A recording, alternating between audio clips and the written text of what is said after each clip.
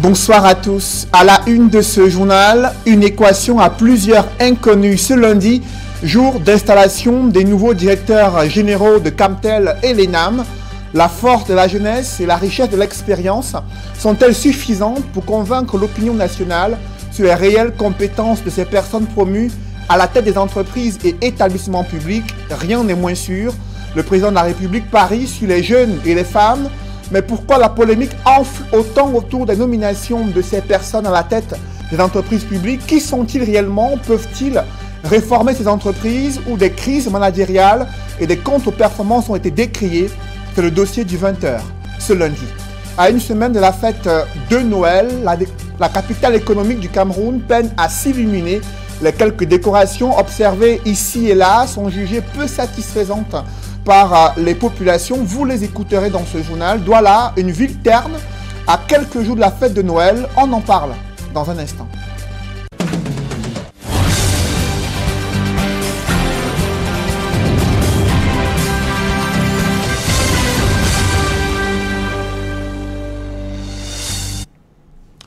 Merci de suivre cette édition complète de l'information sur Equinox Télévision.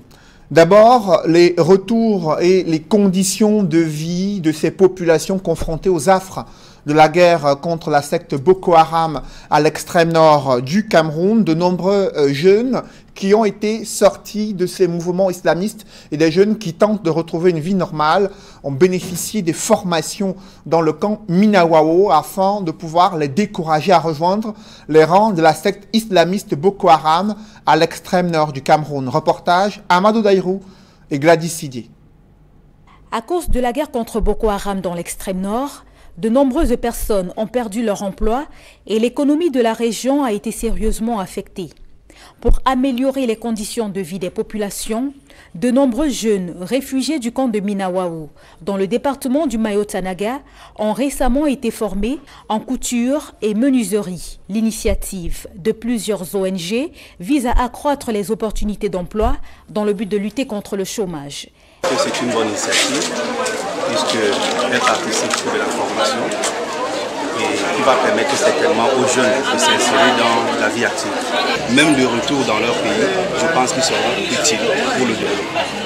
Ils ont été capacités dans différents domaines. Il n'y a pas simplement eu la formation professionnelle, il y a eu des formations transversales. Je pense qu'on les a suffisamment capacités pour pouvoir être capables, aptes à prendre certaines décisions et à pouvoir travailler sur le plan professionnel. En termes d'acquisition de compétences qui leur permettent de pouvoir maîtriser le métier et qui leur permettent également de pouvoir exercer le métier.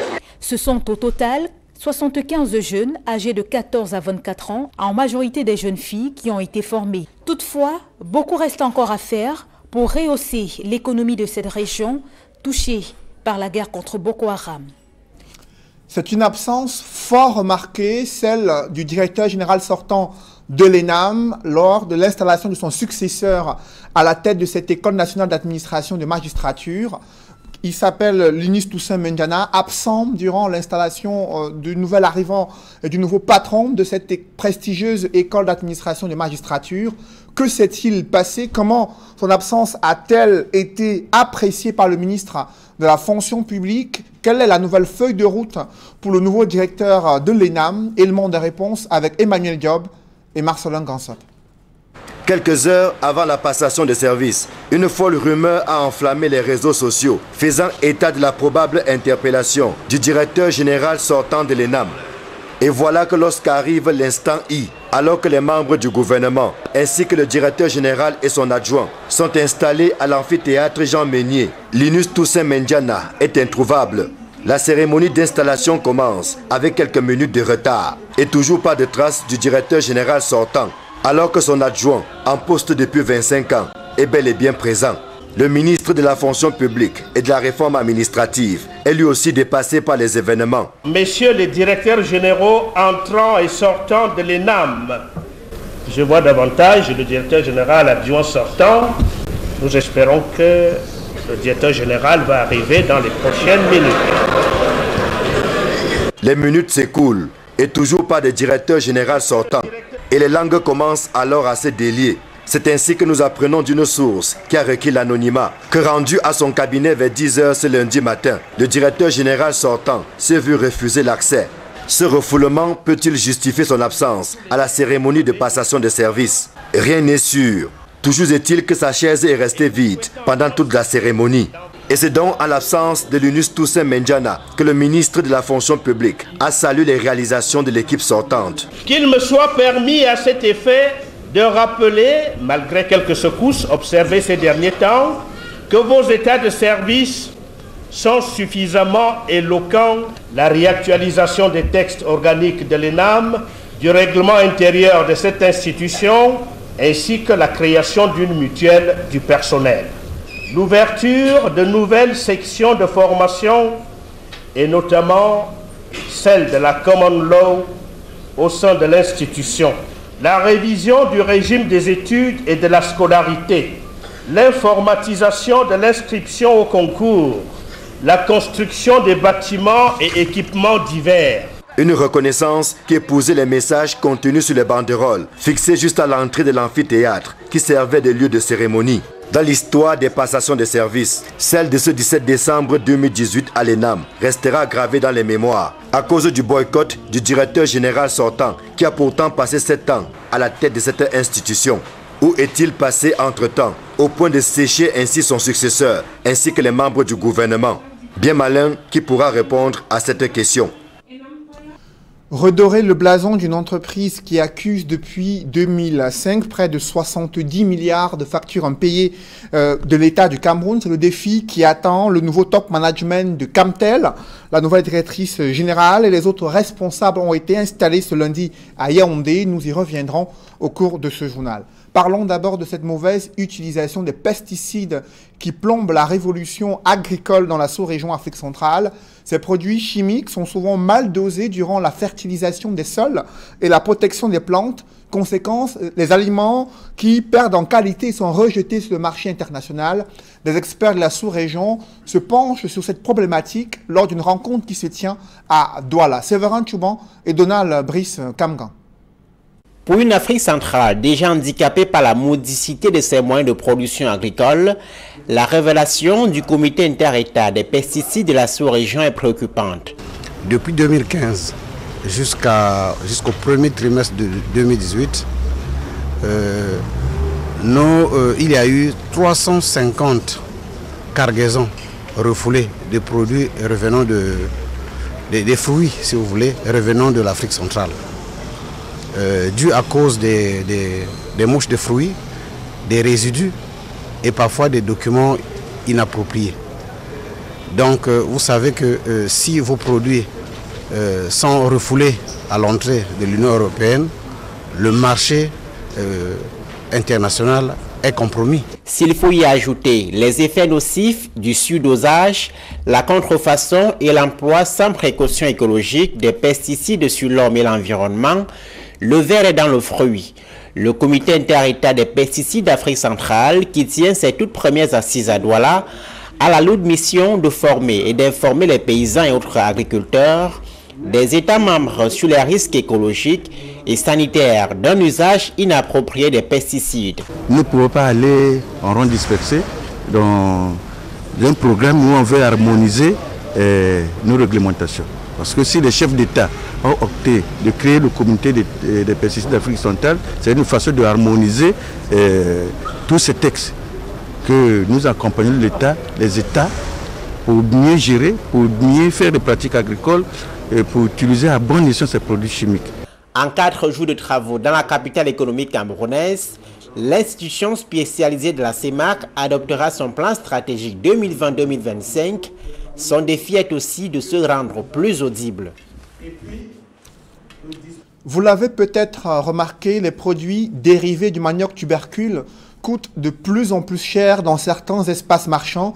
À l'origine de cette flambée des prix, c'est la rareté de ce féculent à Ezeka, un bassin de production du manioc tubercule. C'est le constat que font Joël Niem et Flavien Valodongo dans ce reportage.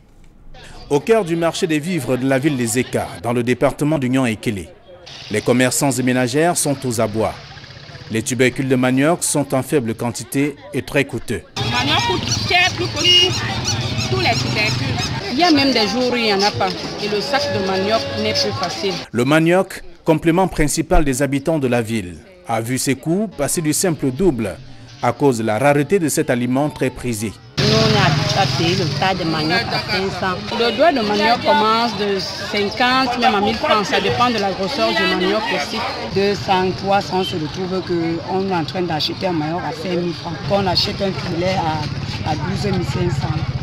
Et on commence à taxer le manioc à raison de 150, un manioc. À côté des féculents tels que le plantain, le macabo et autres, il existe néanmoins sur le marché les dérivés de cette denrée rare, que sont les bâtons de manioc, les gâteaux de manioc et le tapioca, qui n'attirent pas grand monde. Dans des familles, c'est la souffrance. Ceux qui ont beaucoup d'enfants vont faire comment pour s'en sortir. Qui ne travaillent pas, qui n'ont pas d'argent, vont faire comment pour vivre. Les ménagères ne s'en sortent pas. La rareté des tubercules de manioc inquiète même les autorités agricoles qui ne savent plus à quel sens se vouer. Nous sommes en train de travailler dessus en collaboration avec les projets programmes, en collaboration avec les producteurs et leurs organisations, en collaboration avec les autres sectoriels, afin que ensemble nous puissions maîtriser la situation pour un avenir meilleur. Une parole qui fait partie des promesses dont l'issue reste incertaine en cette veille des fêtes de fin d'année. Nous sommes à une semaine de la fête de Noël. Quel est le visage de la capitale économique du Cameroun? Décoration lumineuse qui peine à être satisfaisante selon les populations.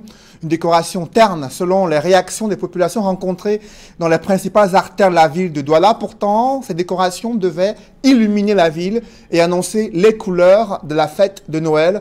C'est un reportage signé d'Alaskana et Xavier Foka. À quelques jours des fêtes de fin d'année, une sortie nocturne dans la ville de Douala permet de se rendre compte sans trop de peine que l'embellissement de la ville sur le plan décoratif tarde à se mettre en place. Si vous prenez le tronçon, 2 églises de côté, vous ne voyez rien. La rue Roger Mila, c'est lamentable. Pas d'électricité, rien ne montre que nous nous tirons vers les fêtes de fin d'année. Du boulevard de la Liberté au rond-point d'Eido, passant par Koumassi, Bonapriso, Mobile Njonjo, Bali, le constat est le même. Aucune enseigne décoratrice en vue. Des manquements davantage visibles alors qu'il se pose encore et toujours le problème de l'éclairage public dans la ville de Douala. Nous sommes au centre culturel français, c'est non éclairé. Ne serait-ce que le lampadaire, il n'y en a pas. Pire encore, les lumières décoratrices, il n'y en a pas. Comme à Yaoundé. Quand vous entrez dans la ville de Yaoundé, vous ressentez immédiatement le goût de la fête. Vous sentez que vous êtes dans le bain des fêtes de Noël. Les travaux d'installation qui s'effectuent par endroits, comme ici au lieu dit 3 morts, permettent de comprendre que le dispositif se met progressivement en place. Si à certains endroits, comme ici au lieu du Grand Moulin, les installations existent mais ne sont pas éclairées, la place du gouvernement à Bonanjo, le boulevard de la République, le carrefour Agip ou la vallée Bessengue sont illuminés par des guirlandes aux formes et couleurs variées. Une décoration qui ne couvre aucunement d'autres préoccupations de certains habitants de la ville. Je vois ces décorations, ça ne me sert à rien, parce que normalement on devait nous arranger les rues avant de décorer. Quand on décore quelque chose, quand on n'a pas arrangé, ça nous sert à quoi? Ça nous sert à rien. C'est dans cette atmosphère de lenteur d'un côté, d'insatisfaction et de déception de l'autre côté, que la ville de Douala s'achemine progressivement vers les fêtes de fin d'année. Et comment la communauté chrétienne prépare la naissance de Jésus-Christ? Les chrétiens qui s'apprêtent aussi à célébrer ce moment important dans leur vie religieuse. Et ils ont été édifiés sur l'attitude adoptée durant 7 semaines qui précèdent la naissance du Christ et la fête de la Nativité. On voit tout cela dans ce reportage que signent Jacques Molon et Xavier Foka.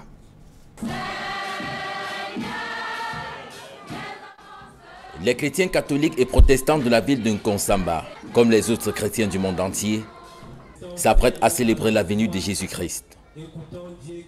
À quelques jours du jour J, il leur est recommandé de se détourner de leurs mauvaises voies et faire de la place dans leur cœur pour recevoir leur Sauveur. Nous sommes à la période de l'Avent, cette période qui est la préparation spirituelle de la venue du Christ. Jésus arrive pour le salut. Donc Christ qui vient là est la lumière. Pour tout ce que nous faisons dans l'obscurité, il faut, n'est-ce pas, se repentir. Les questions d'actualité nationale sont également au cœur de cette préparation. Au-delà de l'aspect spirituel qui leur est recommandé, les chrétiens, en tant que citoyens, doivent également s'impliquer dans le maintien de la paix et l'unité du pays. Jésus qu'ils s'apprêtent à recevoir est venu pacifier le monde. Le Seigneur vient pour la paix, pour l'unité. Entendons sa voix plutôt que celle des oiseaux de mauvais augure. Il s'est passé tellement de choses. Il n'est pas question de jeter la pierre à qui que ce soit ou de juger et surtout pas de condamner. C'est par le partage de la parole de Dieu, les prières et les chants que les chrétiens de la ville de Nkonsamba apprêtent leur cœur pour recevoir leur Sauveur Jésus-Christ.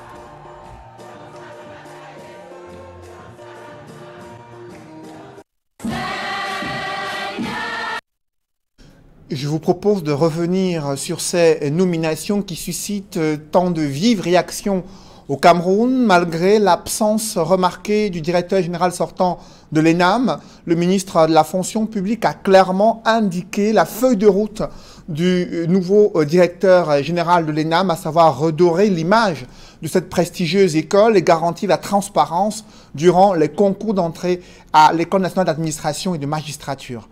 Des précisions avec Emmanuel Diop et Marcelin Gansop. À peine installé dans ses nouvelles fonctions, le directeur général de l'ENAM a tenu à répondre à ceux qui pensent qu'il est très jeune et moins expérimenté pour présider aux destinées d'une si grande institution. Moi-même et le directeur général adjoint avons les ressources nécessaires pour mener à bien cette mission. Bien évidemment, nous continuons à réitérer en disant que nous comptons sur les aînés, mais également sur tout le peuple camerounais. Parce qu'il y a un problème d'environnement de travail. Sur tout le peuple camerounais. Que les jeunes qui croient se mettent au travail. Que les futurs candidats se mettent au travail. Pour le reste, on juge le maçon au pied du mur, je ne cesse de le dire. En attendant de juger le maçon au pied du mur, le ministre de la fonction publique pense que le directeur général et son adjoint sont capables de relever les défis qui les interpellent désormais. Le ministre des Finances et moi-même, qui assurons la double tutelle de l'ENAM, sommes totalement disposés à travailler avec eux, à leur montrer le chemin. Ils sont compétents, ils sont jeunes, ils vont innover, ils vont regarder tout droit vers leur objectif. Je suis sûr que leur virginité actuelle va leur permettre de faire bouger les lignes pour ne pas rentrer dans des combinaisons parfois difficiles et bizarres à comprendre. Ainsi, Joseph Lé n'est pas allé du dos de la cuillère en relevant quelques-unes des missions qui attendent Bertrand Pierre Sumbu Angoula et Aruna. L'ENAM, qui est déjà une très grande école, doit le demeurer. Ces 9 derniers mois, nous avons travaillé avec l'équipe sortante pour redorer le blason de cette école. Nous étions déjà sur la bonne voie et nous allons continuer avec la nouvelle équipe dirigeante. Né le 20 octobre 1986, le nouveau directeur général de l'ENAM, magistrat de premier grade, était jusqu'à sa nomination en service à la Chambre des comptes de la Cour suprême. Après avoir officié comme cadre contractuel d'administration au ministère des Finances, puis au cabinet civil de la présidence de la République. Ce natif de la Haute-Sanaga, dans la région du centre, est titulaire d'une licence et d'une maîtrise en sciences économiques et d'une licence en droit obtenue à l'université de Yaoundé 2. Il est marié et père de 3 enfants. Quant au directeur général adjoint, Aruna, il est son aîné de 8 ans puisqu'il est né en 1978. C'est un administrateur civil originaire d'Umbéré, dans la région de l'Adamawa. Avant sa nomination comme directeur général adjoint de l'ENAM, il était chargé d'études assistant au ministère des marchés publics. D'autres défis dignes d'Hercule attendent à présent le nouveau top management de Camtel, une entreprise confrontée à des crises managériales et des contre-performances publiques avec une dette de près de 70 milliards de factures impayées auprès de l'État. La nouvelle équipe dirigeante peut-elle réussir à redresser la barre. C'est en tout cas la mission qui lui a été assignée ce jour d'installation de la nouvelle équipe dirigeante de l'entreprise Camtel. Des précisions avec Élisée Bokba et Ike Cyril. Avant toute chose, le ministre des Postes et Télécommunications précise les rôles pour éviter les conflits de compétences entre le président du conseil d'administration et le directeur général de Camtel. Le président du conseil d'administration veille à ce que le conseil d'administration assure le contrôle de la gestion de la société confiée au directeur général. Pour sa part, Madame le directeur général est chargée de la politique générale et de la gestion de l'entreprise. Le directeur général adjoint assiste le directeur général dans l'exercice de ses fonctions. Les rôles ainsi définis, il faut revenir aux principes fondamentaux qui ont guidé la création de Camtel. La Cameroun Telecommunications a pour mission le développement des infrastructures de télécommunications, l'étude, l'installation, l'exploitation et l'entretien de toutes les infrastructures nécessaires à la fourniture des services de télécommunications sur l'ensemble du territoire national, ainsi que la connexion des réseaux nationaux aux réseaux étrangers, l'échange des comptes avec les autres opérateurs nationaux et internationaux de télécommunications et la réalisation des opérations commerciales pour le compte de l'État. Une mission louable que Camtel a malheureusement du mal à remplir. L'entreprise présentant des signes d'essoufflement du fait de la concurrence, le renouvellement des effectifs s'imposait. Le renouvellement de l'équipe dirigeante de la Camtel marque la ferme volonté du gouvernement d'impulser un dynamisme nouveau à cette institution afin d'en faire un vecteur privilégié du développement de l'économie numérique au Cameroun. Au moment où il prend fonction, le nouveau top management de Camtel est confronté à deux principaux défis. La densification et l'extension des réseaux d'accès filaire afin d'assurer la fourniture massive des services haut débit aux ménages, aux entreprises, aux administrations et à l'accroissement de la pénétration d'Internet dans les zones rurales par une stratégie qui intègre l'utilisation flexible des technologies nouvelles émergentes à l'instar du satellite. Désormais installés dans leurs fonctions, Mohamedou Saoudi, PCA, Judith Yasonde Achidi, DG, et Olé Daniel Désiré, DGA, pourront-ils relever une entreprise qui accuse près de 70 milliards de francs CFA de dette de l'État du Cameroun depuis 2005? Bien malin qui pourrait répondre à cette question, surtout que ce même État souhaite revendre 51% de ses parts. Camtel est en voie de privatisation depuis 1998. C'est un rebondissement dans l'affaire de l'attribution de la Coupe d'Afrique des Nations édition 2021, alors que la Fédération ivoirienne de football a saisi le tribunal arbitral du sport pour contester le retrait de l'organisation de la CAN. L'on note que la Confédération africaine de football, la CAF, fait volte-face. Elle affirme que rien n'a encore été décidé pour l'édition 2021 de la CAN. La CAF reconnaît qu'elle avait demandé aux Ivoiriens d'accueillir la compétition en 2023, mais elle ne fera rien pour forcer la Côte d'Ivoire à organiser cette compétition prévue en 2023 et des discussions sont encore en cours selon la Confédération africaine de football. Mesdames, messieurs, c'est la fin de ce journal. Merci de l'avoir suivi. Juste après cette édition de 20h, retrouvez Serge Alain Otto et ses invités pour le débrief du journal sur le plateau d'Equinox Soir. Serge Alain. Qu'en 2021, ce n'est pas encore sûr que ce sera le Cameroun. La CAF qui fait volte-face après les propos du président Hamad sur l'assurance selon laquelle le Cameroun organisera la CAN 2021. La CAF vient de se dédire. Elle fait savoir que rien n'a encore été décidé, des propos tenus par la Confédération africaine de football, quelques jours après la saisine du TAS, du moins la décision de la Fédération ivoirienne de football de saisir le TAS pour contester une éventuelle décision de la CAF au sujet du changement du pays organisateur de l'édition 2021 de la CAN. Rien n'a encore été décidé. C'est les derniers propos de la CAF à ce sujet. Linus Toussaint Mendjana, absent ce jour à l'ENAM. Son siège est resté vide durant la cérémonie d'installation du nouveau directeur général de l'ENAM. Le ministre de la fonction publique espérait qu'il devait arriver durant la cérémonie. Il n'en était rien. Le ministre, vous l'avez suivi, a insisté sur la confiance que le gouvernement accorde à ces jeunes promus à la tête de l'ENAM. Et le directeur général de cette structure qui a réagi à cette vague de critiques sur sa compétence et dit avoir les outils nécessaires pour diriger l'entreprise. Il commence, pour diriger cet établissement public, il commence déjà à interpeller les futurs candidats au prochain concours d'entrée à l'ENAM de bien se préparer et de travailler, de croire en leur capacité afin de démontrer qu'il y aura plus de transparence durant le prochain concours d'entrée à l'ENAM. Attendons voir.